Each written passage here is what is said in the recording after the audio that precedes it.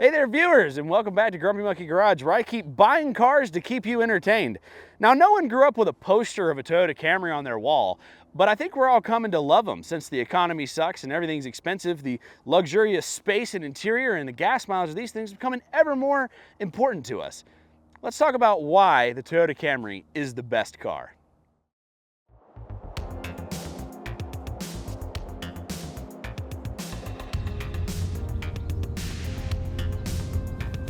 Toyota Camry. The space of an SUV with the mileage of a car. Refinement without the maintenance cost.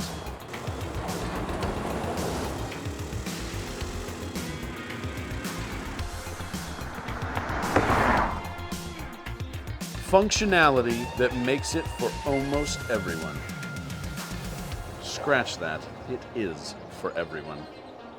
Introducing the 2002 to 2006 Toyota Camry.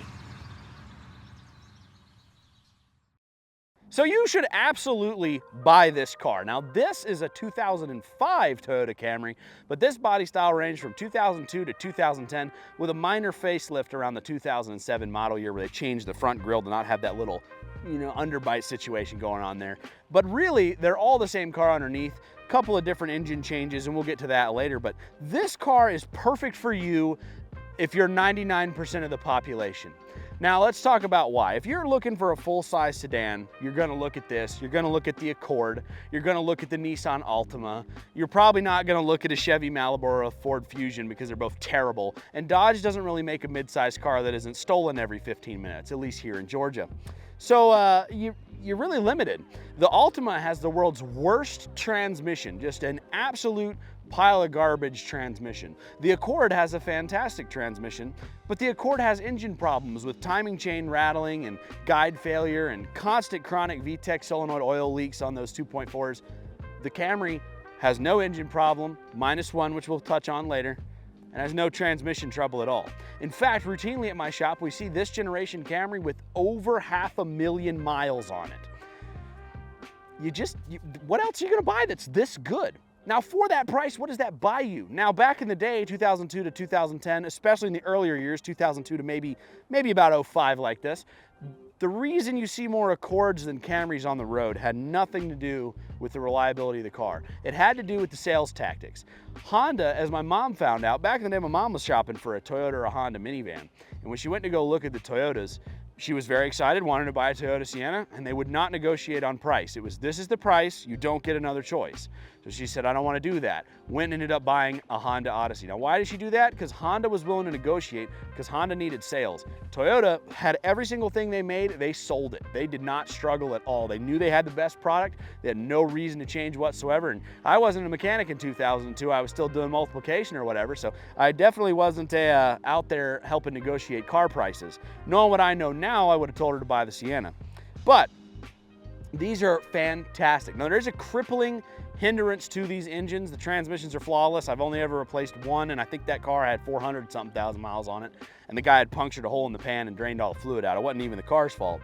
But these have a flaw, a fatal flaw, a flaw they've had for a long time, and I've done a video fixing some of this issue. An oil consumption problem. Now, there's two variants of the 2.4 engine. The early gen, this one here, and the later gen. Now, the later gen happened in about 08, I think is when they switched to it. You could tell the difference because the oil cap will say 0W20 and no longer saying 5W30. The 020 engines had a ring failure issue where the piston rings, they didn't seal all the way, and they would just burn up their oil right in the combustion chamber. It was horrible. These older ones with the 530 oil, they didn't have such a heinous problem with it, but it was still present. They would as they aged, especially if they weren't maintained very well. Their rings would kind of come off time and you'd burn a little bit of oil. Some people say the rings were too thin. I've heard them say they slide and they rotate and they come off time. Really, I've never gone into the inside of the engine and checked it myself because by the time they've blown up, they're super high mileage. We end up just putting a junkyard engine for them and they keep driving. In fact, this vehicle here's got a junkyard replacement engine in it. Now, that's not because it burned all of its oil up. That's because they took it to a chain oil change place, and they didn't put the drain plug back in. Customer made it 7 miles home and it died in the driveway with no oil in it. Toyota. All right, before we get to the interior, actually, I want to talk about some changes Toyota made from the 90s Camry to the early 2000s Camrys like this one.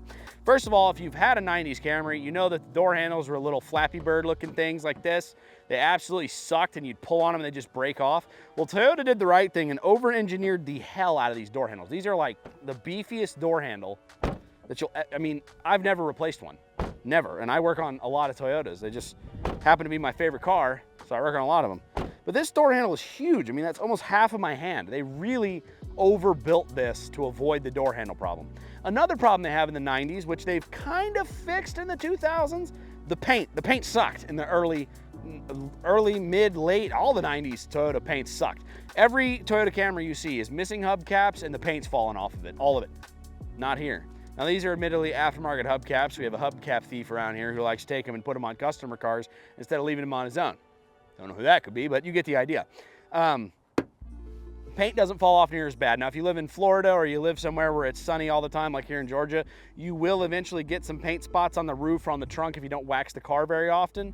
However, it's a significant improvement over those 90s Camrys and Corollas that the paint would just fall off of. And Honda had the paint problem much longer than that, all the way up into like 2005 you see Hondas with the paint falling off. So these are massive improvements over the previous years, which is just a fantastic thing to see a company learning from their mistakes. Let's talk about the interior. Now in here, it's also a good improvement over the last generation, and no insult to the last generation, but their cup holders suck, all right? These cup holders are proper America-sized cup holders. You could basically fit a small child in here. That's the kind of cup holder I want to see. Also, the rear seats have cup holders, almost like they thought more than just the driver might be in the car when they get the drive-through. The steering wheel is beefy. It's not the thin little pencil, thin little baby steering wheel of the old Camrys. It's really a beefy boy, and I'm a fan of it. The buttons on the steering wheel, we've got volume control. We can change what station we're listening to. And this was the generation of Camry that first had the sat-nav stuff you could get as an option. Now, this Camry doesn't have it, so I have to show you a picture of it, but you see what I'm talking about. Fancy, fancy, fancy. They've really improved the interior a ton over previous generations. Also, I think 2002 is the first year you could get leather in a Camry. Nah, that's not true. I had a 96 you could see in our $800 college car challenge. That had a leather interior, but this is a good leather interior. It doesn't rip. It seems to be going good. We got 250,000 miles on the clock and the seats are flawless. So I'm a huge fan of this quality interior. Lots of storage options. I definitely think if I was a traveling salesman or if I was doing some kind of mobile service work, this would be good for me. I could fit my clipboard over here. I've got plenty of little storage options and bins. This really set up for a more white collar environment, which I'm really disappointed in. I want to see more blue collar guys using Camrys like myself. I would use this car to go to people's houses and fix their car. I would. I could fit all my tools in the trunk, tons of space. Everyone should own a Toyota Camry. They're just that good. Other interior options, sunroof. I'm always not a fan of sunroofs. They're nice, yeah, I don't ever actually use them, and it always happens to me that I buy the car right before the sunroof starts leaking. I don't know why that's the case, but it seems to be that's what's been happening to me. I'm not a sunroof guy. That being said, you could get a fancy sunroof. Now, in the XLE premium models, you could get those little window cover things, the window sunshades for the back and the rear, the back by the trunk, and these rear passenger windows as well to keep the sun off the back. So if you have a small child, you don't want to be getting a sunburn while taking a nap, that would be the way to handle that. I really like that kind of feature that was really well thought out. Good job, Toyota. Mirrors, a lot better than the old ones. The mirrors are larger and they're going to give me a lot better visibility. The old Camrys, not that there was anything wrong with them, but they were a little smaller. It was a much longer car, and I don't feel like the mirror were adequate. Now we have a lot more cabin to hood distance. We'll show you a picture of a late 90s Camry. They just got 40 feet of hood and then the car. This one's more proportional. Now this car outsold all the previous generations of Camry. At least these are everywhere, just millions of these everywhere you go. You go to any parking lot in the US, I'll point out a Camry. They're there. They are everywhere. They all have a bazillion miles on them. They don't give a crap. They've treated the owners well. Ask anyone who owns a Camry if they like it. They're going to tell you yes. If you ask anyone who has a Honda if they like it, you might get a no every once in a while, but they're still a pretty good car. And if you ask anyone who has an Altima, ask them how many transmissions they've gone through. Just watch the blood pressure go up on them. Now, speaking about the competition, the #1 place we're gonna succeed is under the hood. Now, that's not to say that, you know, the interior is bad or anything's wrong with it. I think we've made massive improvements over our previous generations. One of the things that does aggravate me is I miss the old stick where you take the hood prop.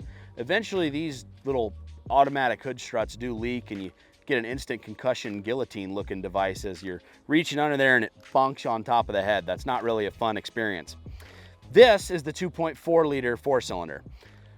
The competition also has 2.4s. The Honda Accord has a 2.4, the early Altimas had a 2.4, and later everybody went to a larger engine except Honda, who elected to go smaller. Now, the 2.4, as I was speaking earlier in the intro about, was the oil burning problem. These all have an oil consumption issue. You have a nice dipstick right here. Check your oil every week, add what you need, you're good to go. If you need oil at that point. Again, a lot of them, they really only started showing up if they were abused or at really, really high mileage. They would start losing their oil. When they were really young engines, this engine we just put in here only had 130,000 miles on it. Hasn't burned a drop since I put it in there, and that's been a couple of months now. So really done well with this thing. Transmissions, these things never had a problem. Again, I've not seen one fail on its own ever. I've just not done it. They only fail if they run out of fluid or if they're excessively overheated, something like that. But the only weakness under the hood you need to be aware of is the oil burning problem. Everything else, perfectly reliable. I changed an original alternator the other day on a 2002 Toyota Camry with 390,000 miles on it. 390. And it was the original alternator. Finally failed. Show me another car that'll do that. I'll just, you know, go ahead. Tell me how you got 1,000,000 miles on your piece of crap and how it's better. You don't, and you won't send me proof because you don't have it.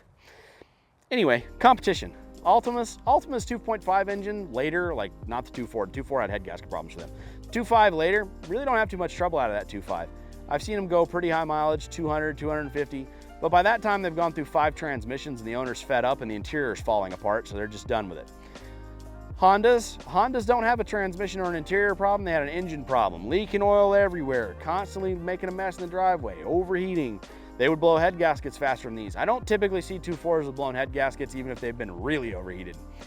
But you do see it out of the Hondas. Honda had engine trouble, Nissan had transmission trouble, Toyota had neither, minus the oil burn. I have to acknowledge that, because if I don't, I'll get 10 million comments telling me these engines suck because they burn oil. It's one problem, guys, one issue. Everything else is flawless. Run forever, get you everywhere you need to go. It's not that hard to check your oil. I'll take one known problem and known others any day of the week. This is my favorite platform. That being said, you could get other engine options in this car. Later generations after this, the 2.5 Toyota engine eliminated the oil burning problem. Before this, the 2.2, of course, didn't have it either, but we're talking about these. The V6, earlier, I think you had the 3.3, and then later it changed to 3.5 in this body style. I don't hate the V6. I don't have anything negative to say about the V6. They're harder to work on, you know, all that stuff is true. Mainly it's the gas mileage. You don't gain that much power. And what are you doing, street racing in a Camry? You're not doing that. Why would you want a more powerful engine in this? I want 31 miles to the gallon and knowing I'm gonna get there. The V6, I'll still get there, but I'm only gonna get 19, 20. Why would I do that to myself? I want this car to get good gas mileage. That's why I buy the 4 cylinders. If you're looking to buy this car, buy the 4-cylinder. Get the good gas mileage. That's the whole reason you're buying this. If you wanna get 20 miles to the gallon, get a Ford Ranger or an S10. You can do a lot more with that if you're hauling stuff. Or can you? This has an enormous cargo capacity. Let's talk about that next.